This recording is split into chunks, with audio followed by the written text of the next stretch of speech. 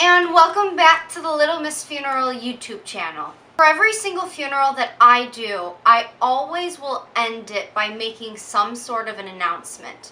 A lot of times this announcement will include a luncheon or a funeral breakfast if the family wants me to extend an invitation, or simply just inviting people forward so that they can pay their last respects. When I do these funerals, if I ever receive any sort of positive feedback, it seems to me that it is always regarding my speaking in front of these crowds of people. And public speaking is something that I never liked to do growing up. When I was in high school, because I always knew that I wanted to be a funeral director, I did push myself out of my comfort zone just a little bit. I remember in high school I took a public speaking class, and I did it because I had it in my mind that I was going to be one day talking in front of people. I'm so happy that I did that because I really feel like it was my first experience talking in front of my peers. I remember also in high school that there were different circumstances where I would have to do different sort of projects and whatnot and get up in front of my classmates and present these projects to everybody.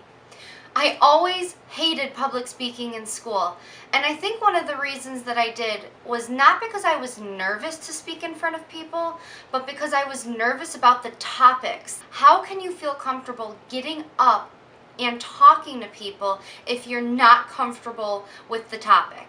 The very first time that I ever spoke in front of a group of people during a funeral, I was 19 years old. This particular instance, we had a couple different services going on.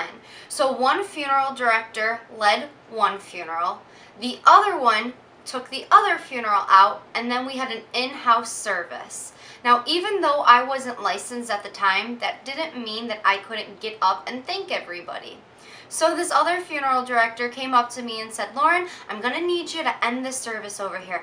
And I was like, okay, yeah, I can do that. But I didn't know what to say. I got up in front of this group of people and I had to invite them to a luncheon. And I was so nervous that I was going to forget where the luncheon was that I wrote it on my hand. And I had my hands put together like this so that I could read where this restaurant was on my hand. I probably looked so dumb.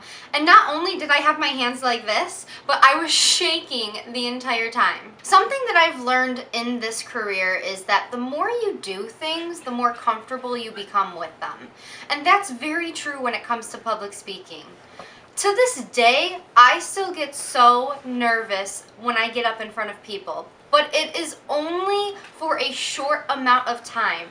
It's that moment before I'm going to step up to a microphone or in front of a group of people when my heart just kind of beats a little bit faster.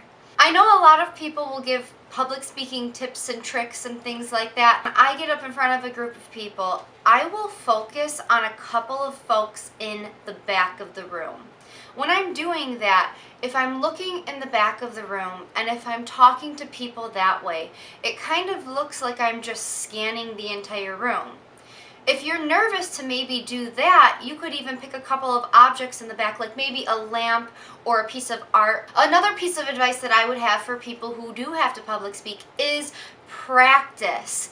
It is never a good idea to get up and speak in front of people when you have no idea what you want to say. Whenever I get up and talk on a funeral, I always try to remind myself that it's okay if I make a mistake, because the group of people that I'm speaking to have no idea what I have prepared. So if I stumble or maybe forget one part of it, they have no idea what that part is. If you don't make a big deal about these little mistakes that'll happen, nobody else is going to have any idea that a mistake had just occurred. When I got my first real job working in a funeral home, the funeral director who owned the business was so particular about how he did everything. He really wanted to make certain that the service he was providing to these families was top-notch. How he kind of got me started was he bought me a black binder. For me, just starting out, I actually wrote down word for word what I had to say.